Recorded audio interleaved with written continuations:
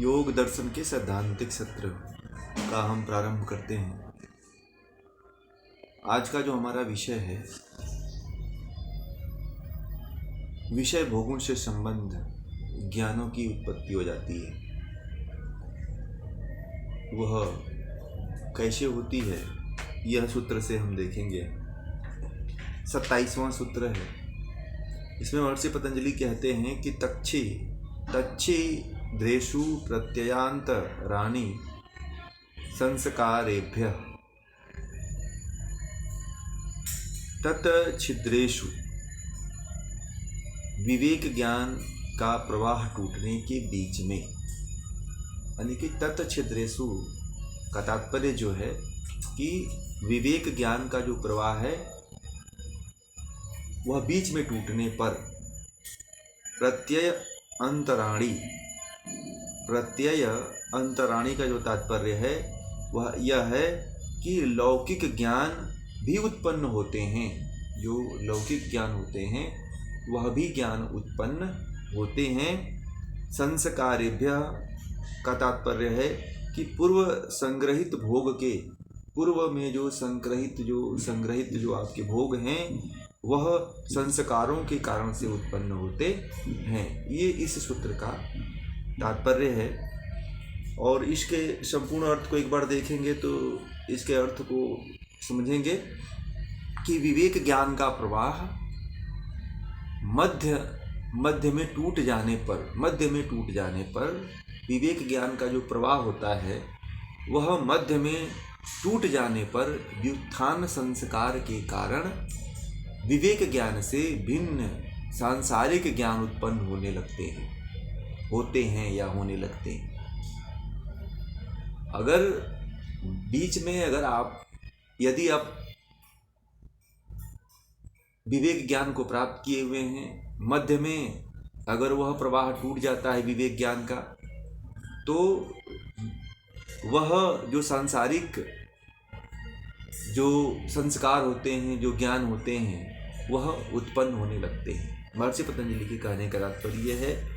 अब आगे जैसे इसको और सरल तरीके से समझना चाहते हैं तो इसको ऐसे कह सकते हैं कि विवेक मार्ग पर जो चलने वाले जो परिपक्व साधक नहीं होते हैं, नवसिखुए होते हैं साधक, जो नए साधक होते हैं, जब विवेक मार्ग पर चलने वाले जो अपरिपक्व, जिनके अंदर उतना अभ्यास प्रगाढ़ नहीं होता है, उस योगी के चित्त में कभी कभी सांसारिक विषय भोगों के विचार उभरते रहते हैं। जैसे हम लोग हैं, योग मार्ग पे चल रहे हैं, तो चलते चलते कभी जो संसार में जो हमने विषय भोगों को भोगा है वह संस्कार जो है हमारे बीच में उभरते रहते हैं।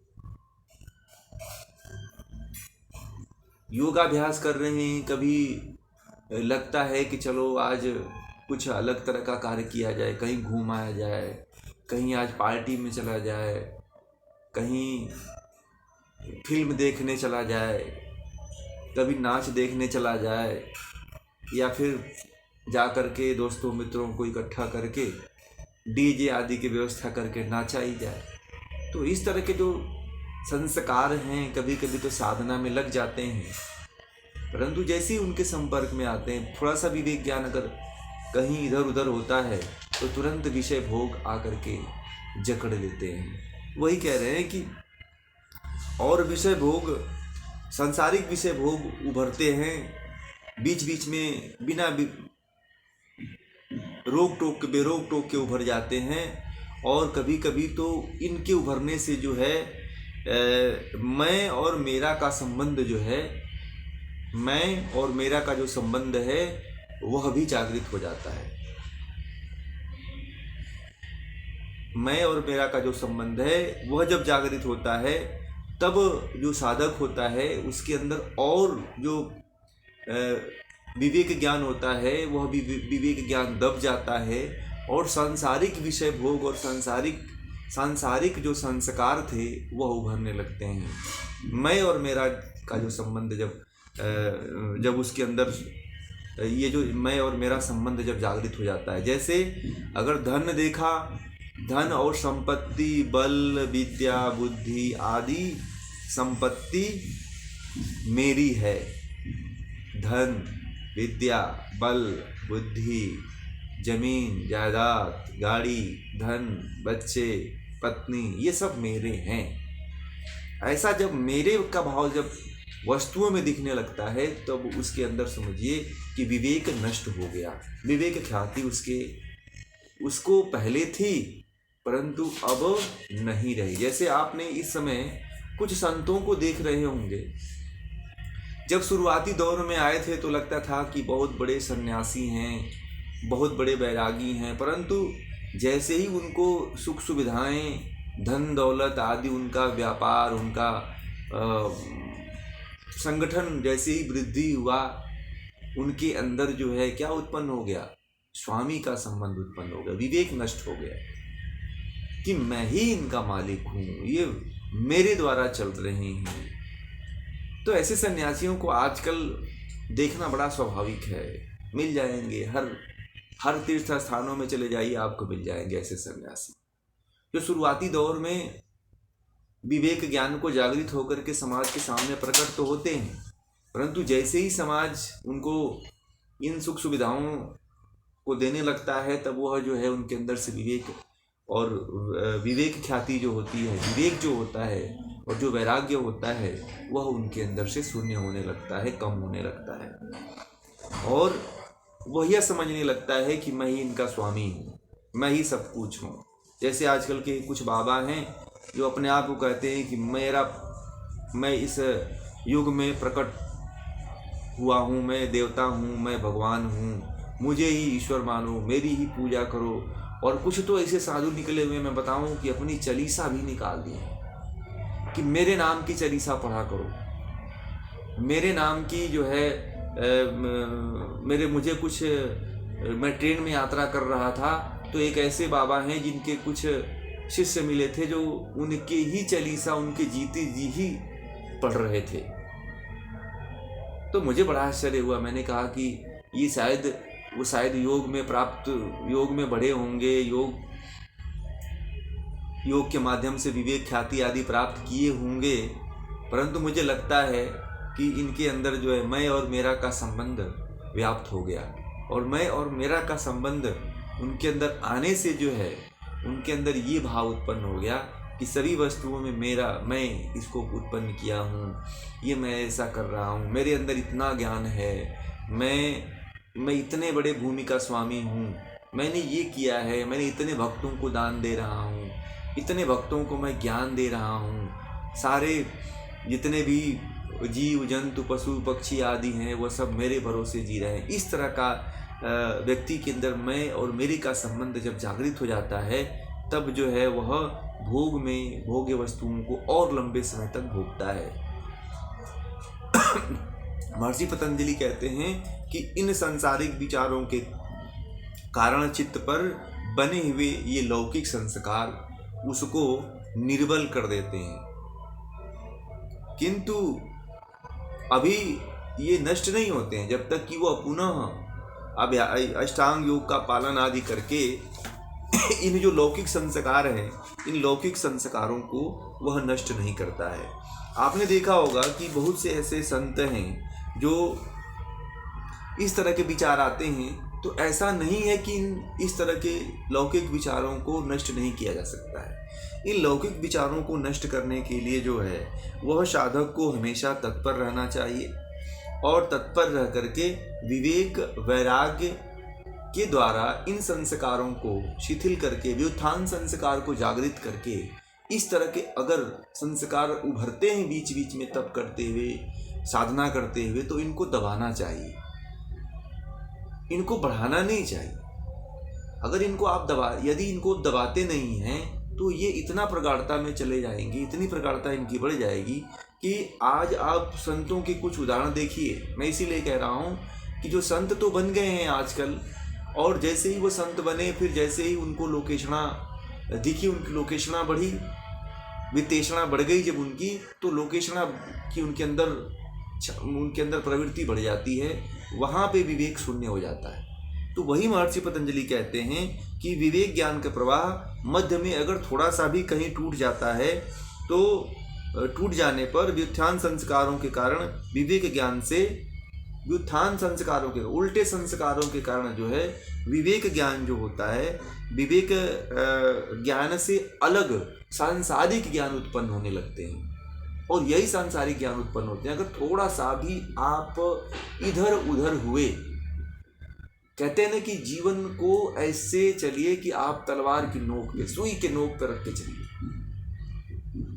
और जीवन को आप चल रहे हैं तो ऐसे मझधार में लेके चलिए कि चारों तरफ समुद्र है और बीच में आप एक कोई स्तंभ है, कोई तिनका है, जिस तिनके पे आप हैं। अगर तिनके से थोड़ा सा भी आप इधर उधर हुए तो समझिए आप तुरंत गिर जाएंगे। अपने जीवन को जीवन के अंतिम क्षणों तक इसी तरह जीना चाहिए कि अगर यदि मैं थोड़ा सा भी मेरे अंदर से विवेक इधर उधर विचलित हुआ तो मैं संसार में कभी भी विचलित हो सकता हूं। अब मैं इसकी व्यवहारिकता को एक दृष्टांत देता हूं जिसके माध्यम से आप और गहराई में इसको समझेंगे। देखिए, अगर एक मदारी जो होता है, जो सर्कस वाले होते हैं, उनको देखिएगा रस्सी पे चलते हैं। देखा होगा सभी लोगों ने सर्कस आदि उनके बचपन में या अभी भी कभी कभी कहीं कहीं देखने को मिल जाते हैं कि एक बच्ची होती है, एक डंडा लिए रहती है और एक रस्सी पे चलती है। कितना उसका जबरदस्त जो है ध्यान होता है कि थोड़ा सा भी अगर इधर उधर विचलित होता है तो वह कभी भी उस रस्सी से गिर सकती है। परंतु वह ये जानती है जब रस्सी पे चलती है तो उसका पूरा ध्यान उसी पे होता है कि मुझे लक्ष्य तक पहुंचना है। पुष्पा जी माइक बंद करिए। तो उसका पूरा ध्यान जो है रस्सी पे होता है और रस्सी के उस पार लक्ष्य तक होता है कि मुझे उस लक्ष्य तक पहुंचना है। और वह यह जानता है कि मैं अगर थोड़ा सा भी इधर उधर डगमग किया तो मैं गिर सकता हूं। इसी तरह से अपने जीवन में ध्यान रखना चाहिए कि जब आप योग के क्षेत्र में चल रहे हैं, जब आप साधना के क्षेत्र में आगे बढ़ रहे हैं, जब आप जीवन के उस महायात्रा की तरफ जा रहे हैं, तो अपने आप को ऐसे ही रखिए। अपने आप को आप इसी तरह से जो है चलाइए अपने जीवन को योग साधना में कि मैं अगर थोड़ा सा भी विचलित हुआ, मेरा विवेक ज्ञान अगर थोड़ा सा भी विचलित हुआ तो मैं तुरंत जो है नीचे गिर सकता हूँ। एक क्षण के लिए भी लोकेशना, सांसारिक लोकेशना नहीं आनी चाहिए। एक सेकंड के लिए भी वित्तीयषणा नहीं आनी चाहिए। वित्तीयषणा आपके पास रहे। मैं ये नहीं कह रहा हूं कि वित्तीयषणा नहीं होना चाहिए, वित्तीयषणा होनी चाहिए। धन होना चाहिए। आपके जीवन को चलाने के लिए धन की महती आवश्यकता है, परंतु इन जमीन होना चाहिए, जायदाद होना चाहिए, गाड़ियां होनी चाहिए, सब कुछ होना चाहिए, परंतु इसमें लिप्तता नहीं होना चाहिए कि मैं इनका स्वामी हूं।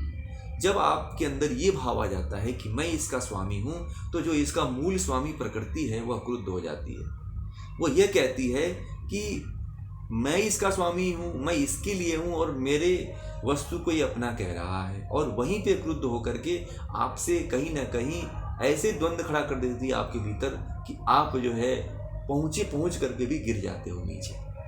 इसीलिए लौकिक वस्तुओं में अपनापन नहीं दिखाना चाहिए कि ये मेरी जमीन है। आपकी जमीन है ही नहीं है। आपके शरीर में आपके अंग नहीं है। 25 तत्वों से भिन्न भिन्न 25 तत्वों से बने हुए हैं। तो आप सांसारिक लौकिक वस्तुओं को क्यों कह देते हैं कि ये मेरा है? पैसे को, धन को आप अपना कह देते हो, जमीन को आप अपना कह देते हो। आप अगर ये इतना आप जानते हो तो आपके अंदर कभी इस तरह का भाव नहीं आएगा, इस तरह के कभी आपके अंदर विचार नहीं आएंगे। तृप्ति जी अपना माइक बंद करिए। तो इस तरह के अगर विचार अगर आप लोगों के अंदर आ रहे हैं तो उसको तुरंत आप लोग बंद करें। नहीं तो क्या होता है कि व्युत्थान संस्कार के जगने के बाद जो है, जो संस्कार पुराने संस्कार आपके हैं, वह संस्कार जग करके फिर आपकी जो तपस्या होती है उस तपस्या को भंग कर देते हैं। और आप समझते हैं कि मैं क्यों नहीं पहुंच पाया, मेरे अंदर क्या गलती हो गई, मैंने कौन सी गलती कर दिया, किस तरह का मैंने पाप कर दिया, किस तरह का अन्याय कर दिया। कि ये मैं विचलित हो गया। फिर भगवान को कुछ लोग कोसते हैं, कुछ लोग तो भगवान को गाली देना शुरू कर देते हैं कि भगवान ने मेरे साथ क्या कर दिया, मैंने किस जन्म का पाप किया था। तृप्ति जी अपना माइक बंद करें, तृप्ति जी अपना माइक बंद करें। तो इस तरह का अगर भाव विचार आपके अंदर आ रहा है तो उसको तुरंत आप लोग बंद करने का प्रयास करें, रोकने का प्रयास करें। कोई दूसरा नहीं रोक सकता, आपको ही रोकना है, आपको ही रोकना है, नहीं तो दूसरा कोई भी नहीं रोक सकता। इस बात को ध्यान रखिए। वही महर्षि पतंजलि इसमें कह रहे हैं कि वो जो विवेक ज्ञान का थोड़ा सा प्रवाह टूटने के बाद जो है तुरंत जो है संस्कार जो है लौकिक संस्कार जागृत हो जाते हैं। वो लौकिक संस्कार इतना असरकारी होते हैं कि वह तुरंत हावी हो जाते हैं, क्योंकि वह संस्कार अनादिकाल से चला आ रहा है। हजारों जन्म आपने लिया है, हजार जन्म लेकर के संसार में आप भोगों को भोगे हैं। इसलिए उन संस्कारों से कभी घनिष्ठता मत बनाइए। उन संस्कारों से जब आप घनिष्ठता बनाएंगे तब तक आप जो है अपने मार्ग में विचलित होते रहेंगे।